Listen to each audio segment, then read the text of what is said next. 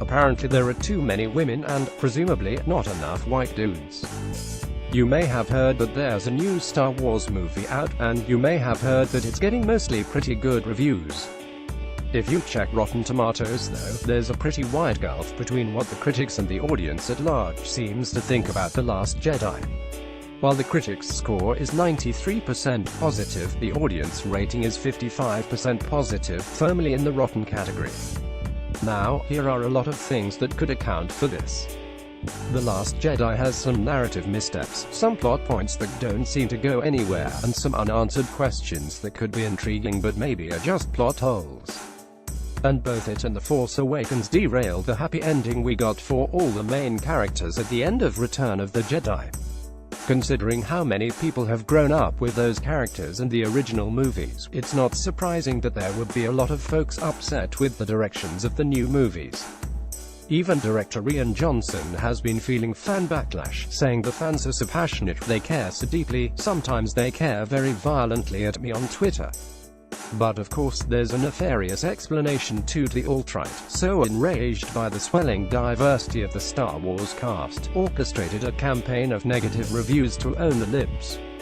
A Facebook page called Down with Disney's treatment of franchises and its fanboys is taking credit for The Last Jedi's paltry audience score, and Huffington Post managed to get in touch with the undoubtedly pleasant fellow behind the account on Tuesday. We sent a direct message to the page, whose moderator responded almost immediately. He explained that he's upset with Star Wars producers for, among other things, introducing more female characters into the franchise's universe.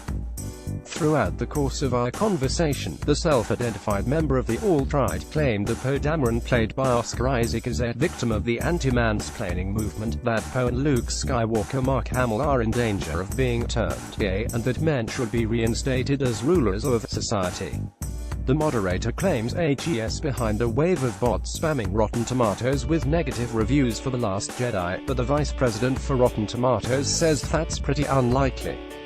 There hasn't been an uptick in user activity compared to The Force Awakens, and other websites show a similar gulf in critic and viewer scores.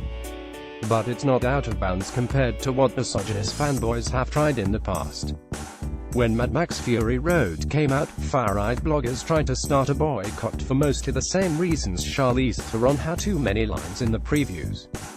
That boycott wasn't successful so much as ridiculed relentlessly.